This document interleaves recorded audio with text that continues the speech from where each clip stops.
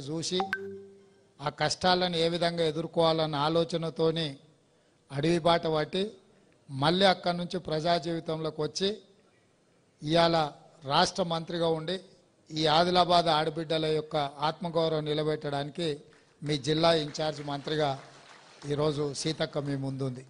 అదేవిధంగా వెడమ బొజ్జు మీకు తెలుసు, మీ పిల్లగాడు మీ మధ్యలోనే పెరిగిండు.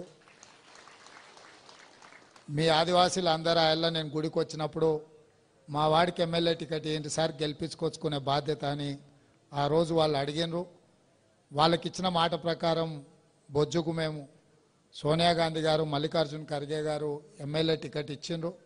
మీరందరూ కూడా మీ వాడిని ఆశీర్వదించి ఇవాళ ఎమ్మెల్యేని చేసి ఈ వేదిక మీద మీ అందరి తరఫున మాట్లాడడానికి ఇవాళ ఇక్కడ ఉన్నాడు.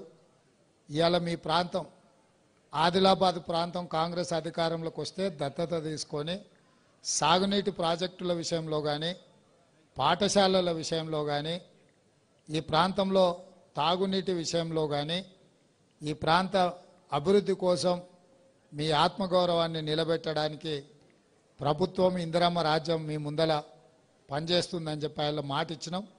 ఈరోజు ఆ మాట నిలబెట్టుకొని మళ్ళీ మీ దగ్గరికే వచ్చి ఇక్కడి నుంచే అభివృద్ధి కార్యక్రమాలకు శ్రీకారం చుట్టి ఈరోజు మీకందరికి కూడా అండగా నిలబడడానికి గత 10 ఏళ్లలో మహాలక్ష్మి గ్రూపులు అంటే ఎక్కడున్నో తెలియని పరిస్థితి వచ్చింది. అంతకంటే ముందు ఎప్పుడైనా వైఎస్ రాజశేఖర రెడ్డి గారు ఉన్నప్పుడు మీకు పావులా వడ్డీకి ఇచ్చిండు. కిరణ్ కుమార్ రెడ్డి గారు ముఖ్యమంత్రి అయిన తర్వాత 0 వడ్డీకి ఇచ్చిండ్రు. కోట్ల రూపాయలు మీకు ఇచ్చి ఆర్థికంగా మిమ్మల్ని నిలబెట్టే ప్రయత్నం చేసిరు.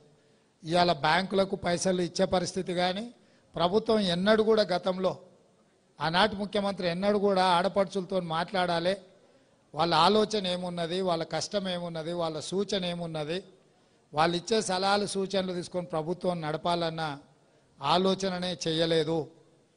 ఇవాళ మళ్ళీ మీకు పూర్వ వైభవం రావాలని, మీ చేతిలో నగదు ఉండాలని, మీ కుటుంబాలు బాగుపడాలని, మీరు ఆత్మగౌరవంతో 10 మందికి ఆదర్శంగా ఉండాలని, అందుకే ఈరోజు ఈ ప్రభుత్వం ఆర్టీసీ బస్సుల్లో మీకు ఉచితంగా ప్రయాణం ఎక్కడికైనా వెళ్ళండి, ఎవ్వరూ టికెట్ అడగడానికే వీల్లేదని నిర్ణయం తీసుకున్నాం. అదేవిధంగా ఆ ఇళ్ళ దీపం పథకం ద్వారా మీకు